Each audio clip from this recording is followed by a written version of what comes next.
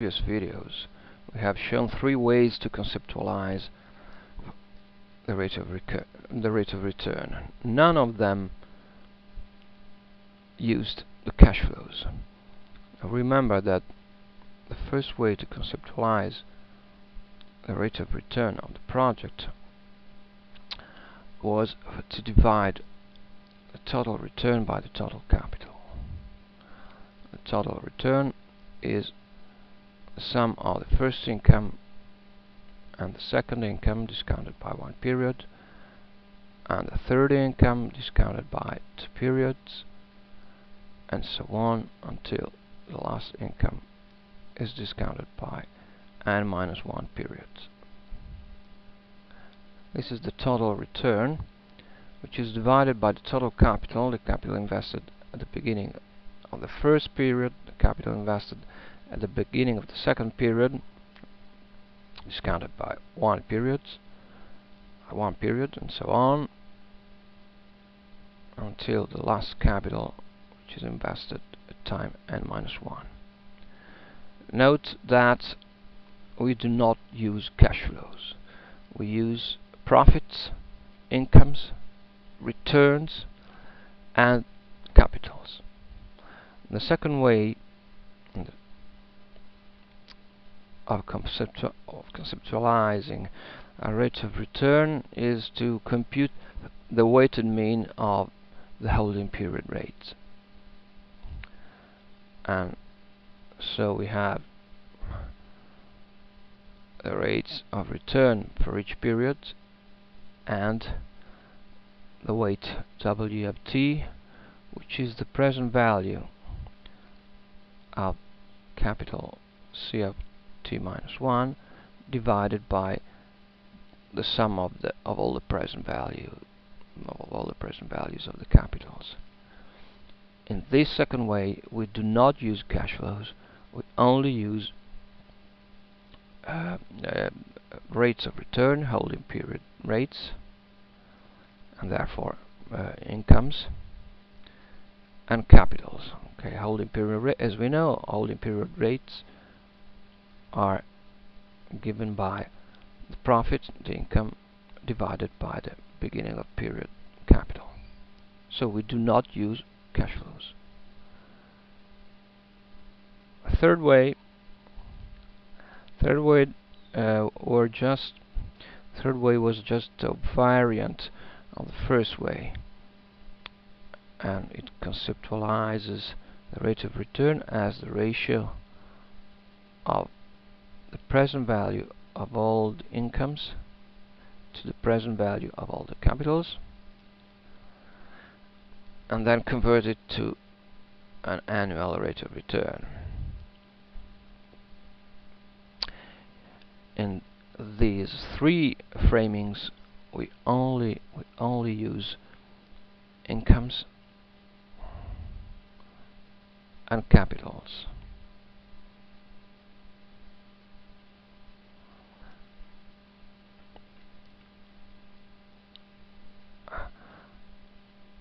We now show a fourth method, a fourth way of conceptualizing the rate of return, which makes use of cash flows.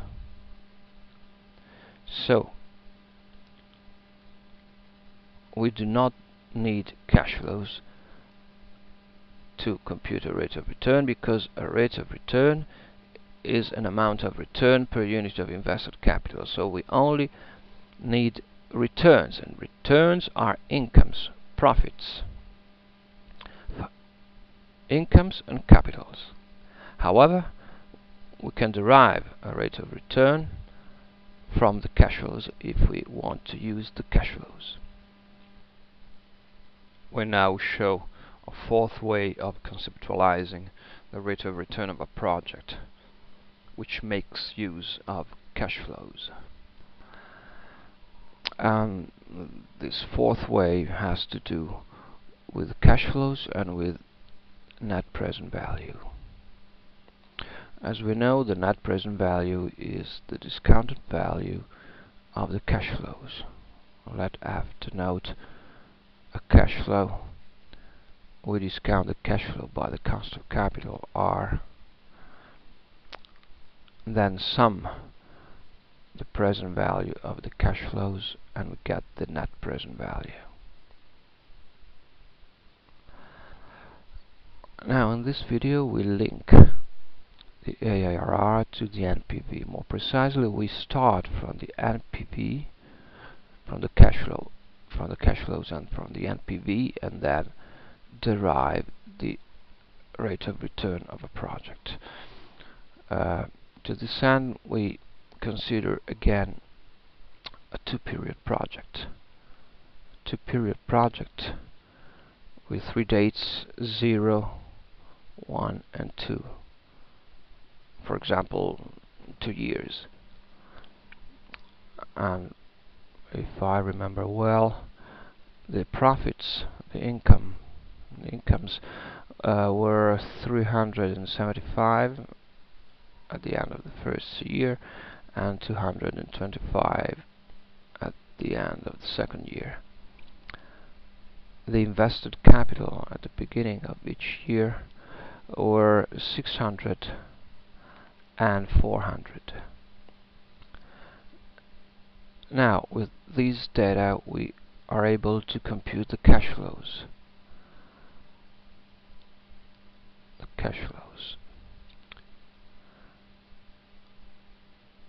Just consider that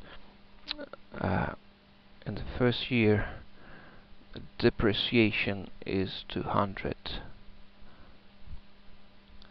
and in the second year depreciation is 400.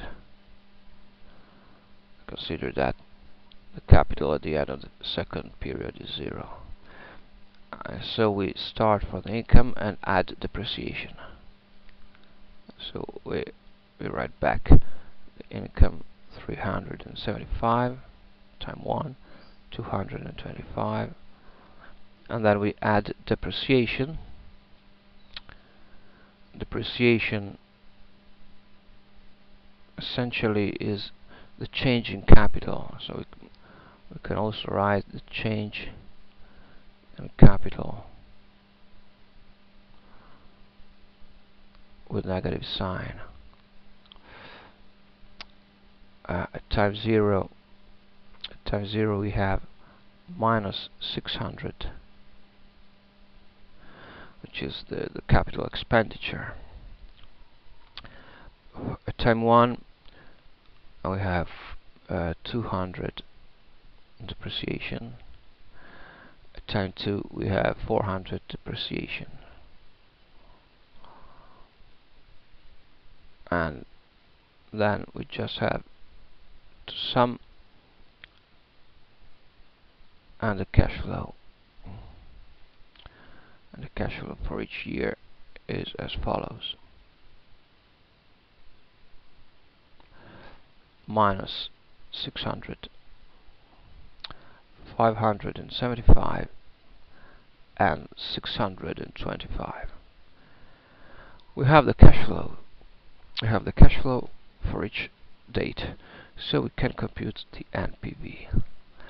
NPV is minus 600 plus 575 discounted by 1 period at the cost of capital. Remember that the cost of capital were assumed to be 15%.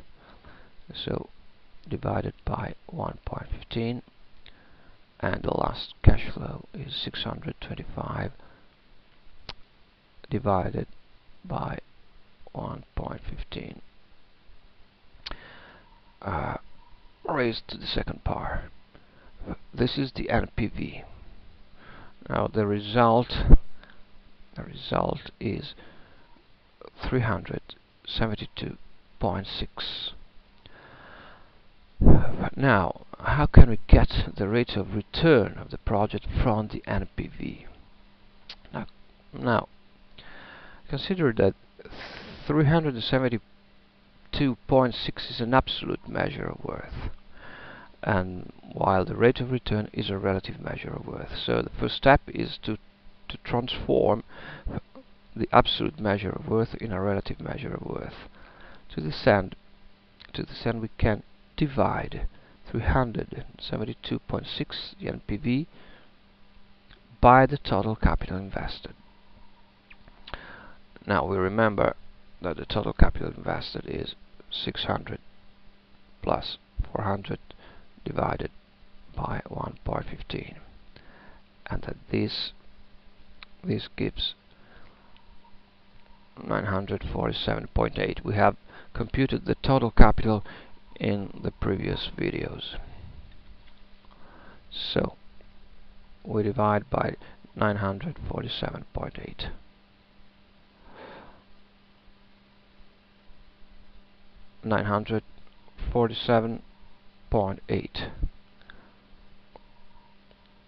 We get 0.3931. This is the NPV per unit of invested capital. This is a relative measure of worth. NPV per unit of invested capital. This is an instantaneous measure, because numerator and denominator refer to time zero. It's a bang for the buck measure. What we want an annual rate of return, so we have to multiply this measure by 1 plus the cost of capital to convert it to a period rate. This is 0.452. Essentially, this is 45.2%. Now, this is an excess return. This is an excess return rate. Excess return rate. This tells that investors earn 45.2% more than the 15% they might earn if they invested in the market. So this is a rate of return over and above the cost of capital. So the last step is as follows.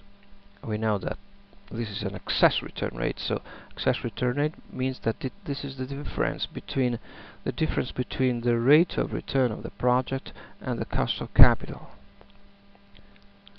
45.2%.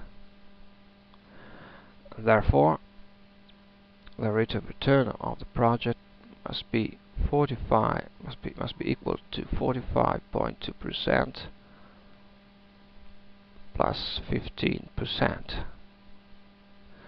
This makes 60.2%, which is exactly the rate of return we have found in the previous videos.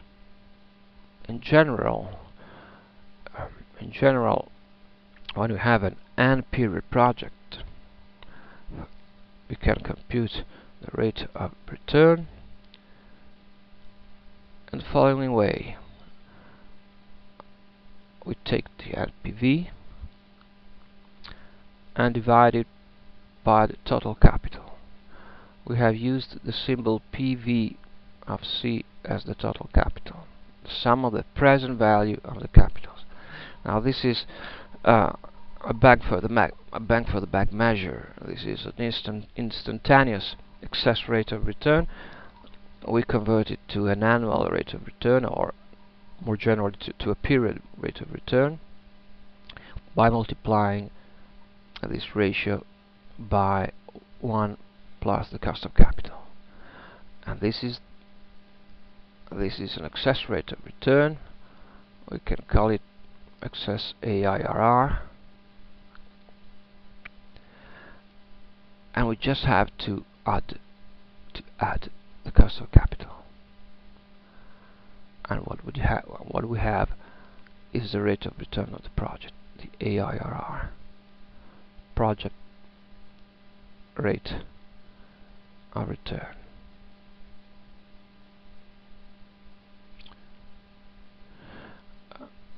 Now this relation is a rather significant one, because we can also reframe it in a different way. Consider that subtracting the project rate of return and the cost of capital, subtracting the cost of capital from the project rate of return and dividing by 1 plus the cost of capital, we have the NPV per unit of invested capital. And this means that we can write the NPV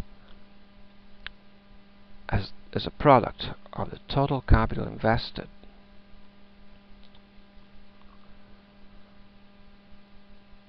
which multiplies the excess AIRR discounted by 1 period.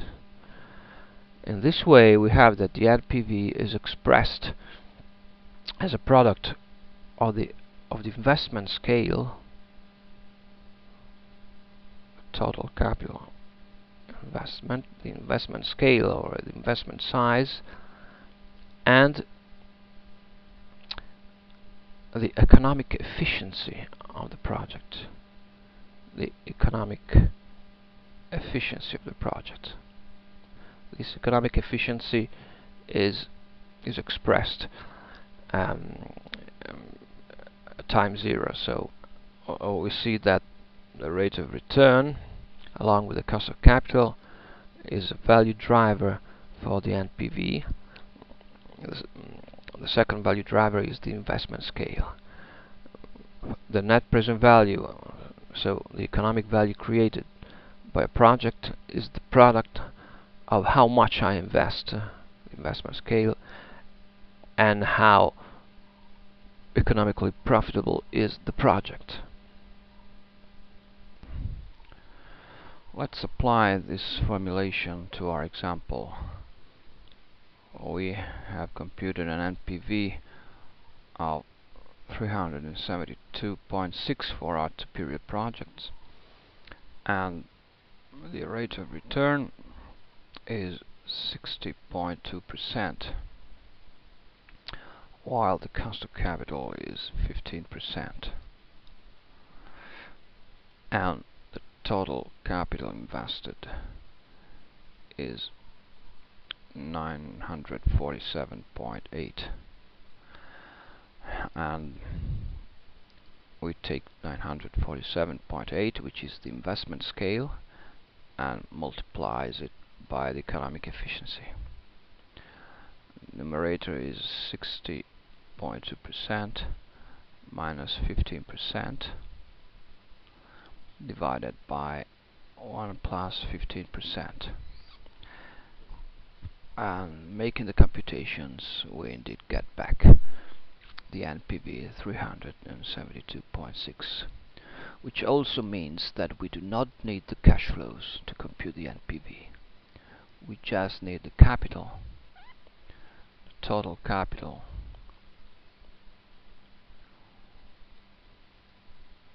and the rate of return derived from the incomes. This is the rate of return, or AIRR, rate of return, and the cost of capital, which is the benchmark that investors must consider when investing.